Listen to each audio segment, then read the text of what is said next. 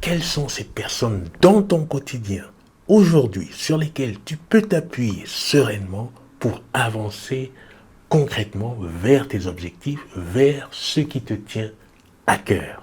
Bonjour, je suis Jean-Serge Moulumba, votre hôte de ce podcast dédié à vos relations plus épanouies. Si vous n'êtes pas encore abonné à la chaîne, tâchez de le faire dès à présent.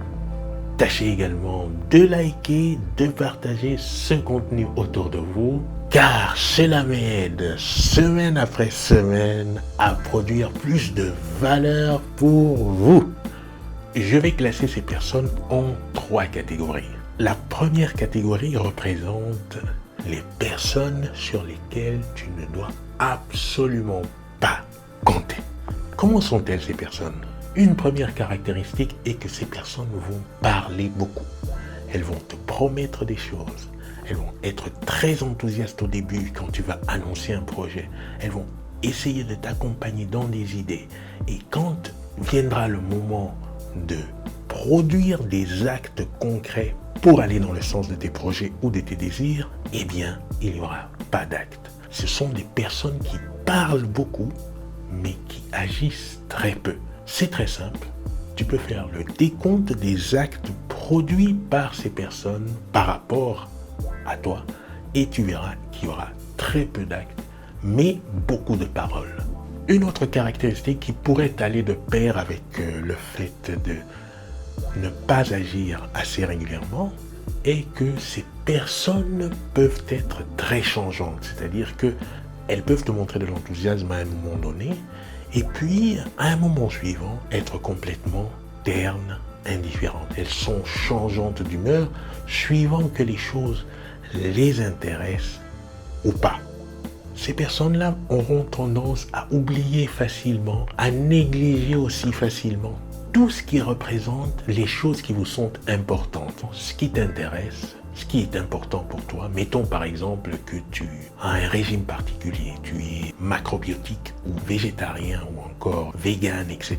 Ces personnes auront tendance à négliger complètement tes aspirations, à te proposer toujours des solutions qui vont dans leur sens, le repas, etc. Ça, ce sont les marques de personnes qui ne respectent pas tes choix et qui ne respectent pas ta volonté.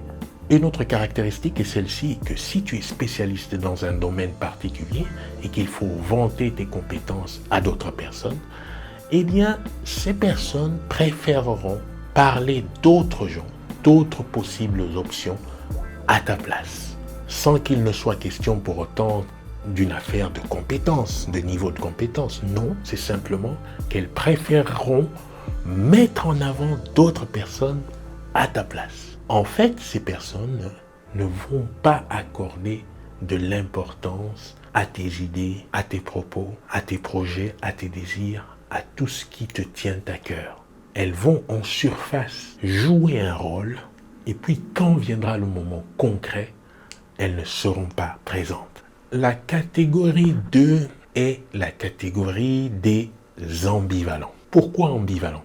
Ambivalents parce que, curieusement, ce sont des personnes qui pourront, à un certain moment donné, être très coopératives et apporter des actions, des actes concrets, et puis, à d'autres moments, être complètement en retrait.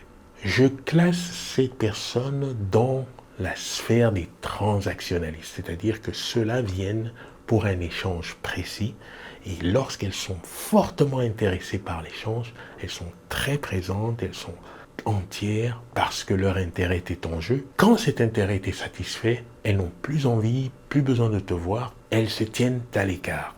Si tu as des compétences dans un domaine particulier et qu'il s'avère qu'un certain Gérard ou Christophe a besoin très urgemment de tes services par rapport à ce domaine précis, eh bien tu entendras Gérard ou Christophe tous les jours au téléphone, tu les entendras, tu les verras en mail, etc., très sollicitants pour que tu puisses les aider. La troisième catégorie de personnes, ce sont les acteurs, ce sont les bienfaiteurs, ce sont les bienveillants. Ils agissent plus que ne parlent. Ce sont ces personnes qui contribuent avec efficacité, efficience à tes projets, à tes désirs, à tes envies, parce qu'elles sont présentes très concrètement.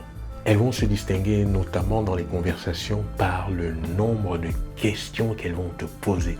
Elles vont s'intéresser très concrètement à toi, à tes envies, à tes activités.